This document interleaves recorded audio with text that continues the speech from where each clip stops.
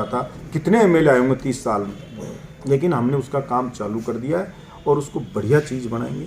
सारी चीज़ दूसरे भी जोड़ वगैरह हैं मैडम, जो जैसे ये इधर इंदिरा कॉलोनी में है, नैन सुख में है, मोहल्ले में है, उनका भी हम काम करेंगे और वही उद्यान वगैरह भी रोड के अंदर इनको करके ठीक करके हम लगाएंगे। अपनी ओर से, मेरी ओर से ना मैं पैसे की कोई कमी आने दूंगा, ना मेरी ओर से प्रयास में कोई कमी रहेगी। पूरे एफर्ट्स करेंगे कि हमारे बड़ौद का ज़्यादा से ज़्यादा विकास हो। और आप पिछले 50 साल के काम देख लीजिए, कितने एमएलए रहे, आप देख लीजिए कौन से बड़े काम कितने करवाए, कितने इन हमारे इन समय में हुए 3 साल में, जिसमें 2 साल कोरोना और आचार संहिता रही है, इसके बावजूद कितने काम हुए, वो सबके सामने, जनता के सामने। देखिए, आज मुख्य रूप से अपन बात कर रहे हैं कि जो मेरे बहरोड की लाइफ लाइन है कुंड रोड, उसकी काफ़ी हालत ख़राब है। आप सभी लोगों को ध्यान होगा कि गंडाड़ा कालियाहोड़ा के पास प्लांट लगा के कुंड रोड का काम चालू कर दिया था मेरे एमएलए बनने के बाद, लेकिन एक स्टे हाई कोर्ट का आ गया और उससे रोक लगा दी, काम को रोक दिया कि इन पेड़ों को शिफ्ट करे जाएं। उस स्टे को तुड़वाया, पेड़ों को वन विभाग द्वारा शिफ्ट करवाने का एफिडेविट दिलवा कर काफ़ी मशक्कत करने के बाद वकील खड़ा किया, सरकारी वकील से भी मिले और उस स्टे को तुड़वाया। उसके बाद कोरोना के कारण लॉकडाउन हो गया। लॉकडाउन हो गया तो सब चीज़ बंद हो गई। लॉकडाउन मूल रूप से तो लगभग 2 महीने पहले हटा।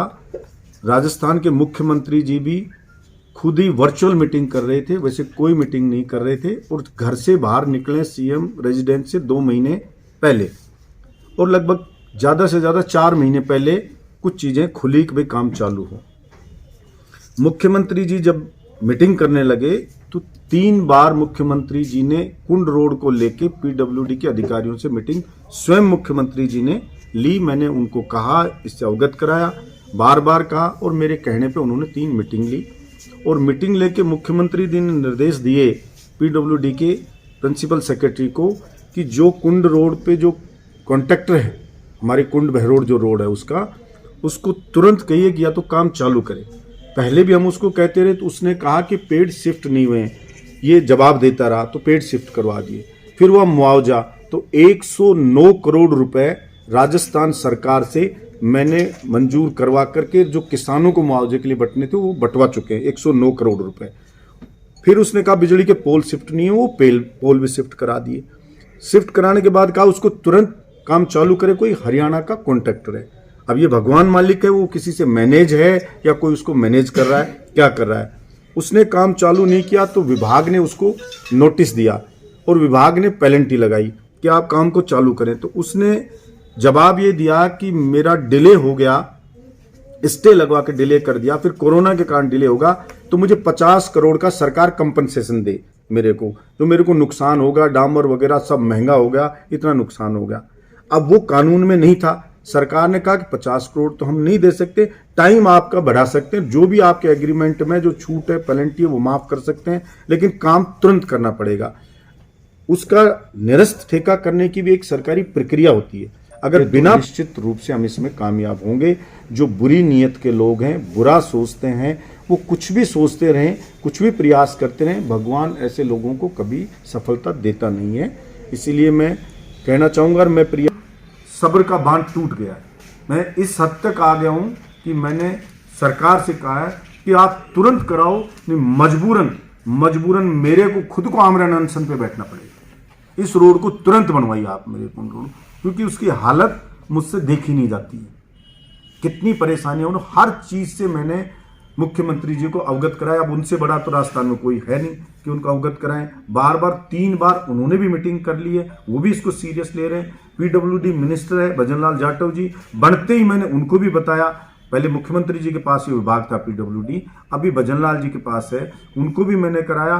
तो उस चीज को सभी लोग बहुत सीरियस ले रहे हैं। मैं समझता हूँ कि अंतिम सुनवाई में या तो वो काम को चालू कर दे 7 दिन में, नहीं करता तो निरस्त करके तुरंत दूसरे को टेंडर देके इस काम को करवाया जाएगा और बढ़िया फर्स्ट क्लास कुंड रोड बनाई जाएगी।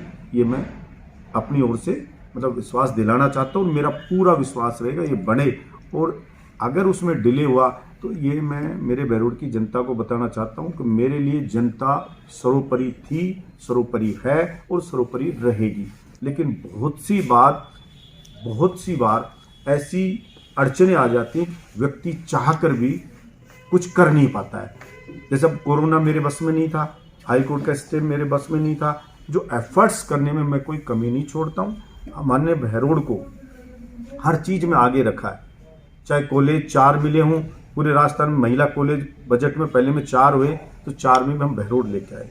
चाहे अंग्रेजी स्कूल हो, पढ़ा था, कितने एमएलए आए होंगे 30 साल में, लेकिन हमने उसका काम चालू कर दिया है और उसको बढ़िया चीज़ बनाएंगे। सारी चीज़ दूसरे भी जोड़ वगैरह हैं जो जैसे ये इधर इंदिरा कॉलोनी में है, नैन सुख में है, मोहल्ले में है, उनका भी हम काम करेंगे।